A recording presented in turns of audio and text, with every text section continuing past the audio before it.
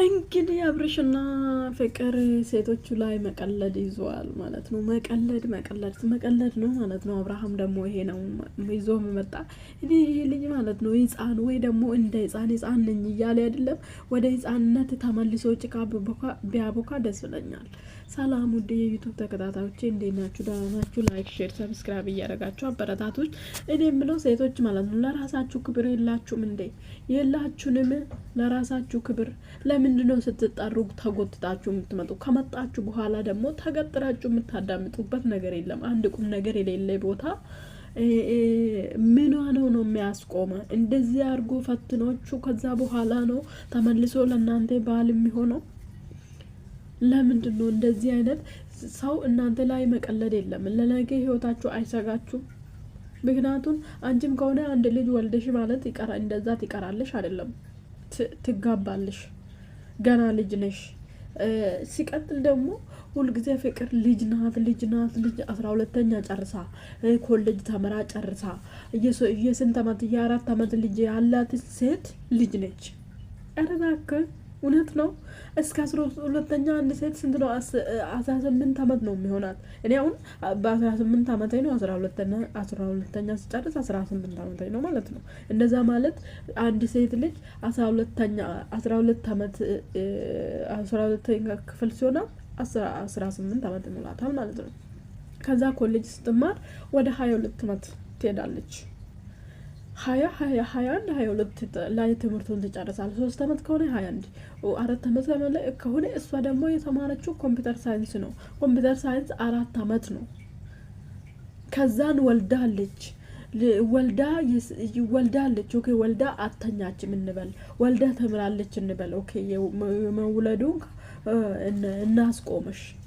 ምን ነው ህፃን?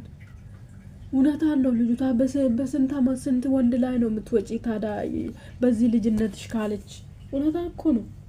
ስታድጊ ስንት ወንድ ላይ እንደምትወጪ እርግጠኛ ነኝ። ለምንድነው ራስሽን ማታስከብር? በጣም ኩሩ ጀግና ራስሽን የምታስከብር ሴት መስላሽ ነበር።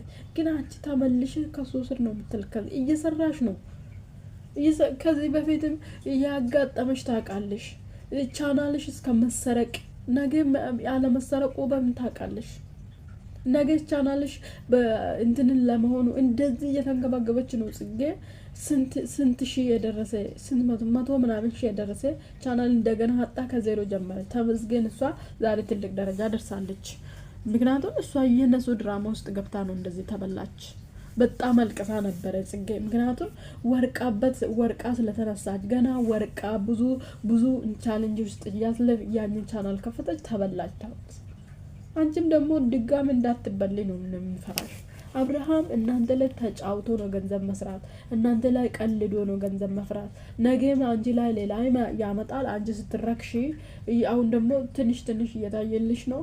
ነገ ስትራክሺ ሌላ ሰው ይመጣል። ነገ ሌላ ሰው እንደዚህ በቃ እንደዚህ እስከ 1 ሚሊዮን ቢሆን ዘላለሙን እንደዚህ ሴት ወደ ሴት ሴቱ ማምጣት አይቀርም።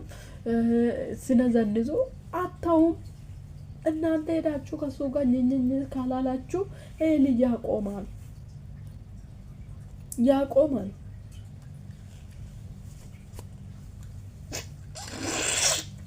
ጭራሽ ሚዜ ሁኑ። የምር ነው። ሴቶች ቀለድክና ሞትክ ማለት ነው። በጣም አንተ አራዳ ጅሌ ሆንክ ማለት ነው። ጅረፋራ የሆንክ ሰውዬ ማለት ነው። በሴት ልጅ የምትቀልዶ በሴት ልጅ እንጀራ ከሆነችው አንተውን የራሱ ጀግና የሚሰራ ሰው ምናምን ይመስላል። እኔ እንደዚህ አይቼም ካላቅም ጀግና ወንድ ማለት እንደዚህ ጀግና ወንድ የምሰራ ሴቱንን ራሱንም ቤቱን ሚዝ የሚያስከብር ነው ጀግና የሚያስብ። ክብር ከሁሉም ነገር ክብር ይበልጣል። የሚያከብራችሁ ወንድ ማለት ነው። ምንም ቢጠፋ ክብር ካለ ፍቅር እንትን ምንም ከሌለ ያመጣል። ክብር ይበልጣል ከሁሉም ነገር።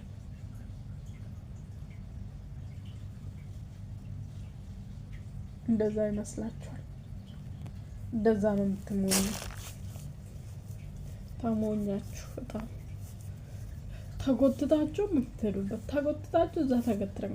የንግግሩ ሲያስጠላውን በሱ ቤት አራዳ ሆኗል ማለት ነው። ፋራ ማለት ነው። ጅል የሆነ ሰውዬ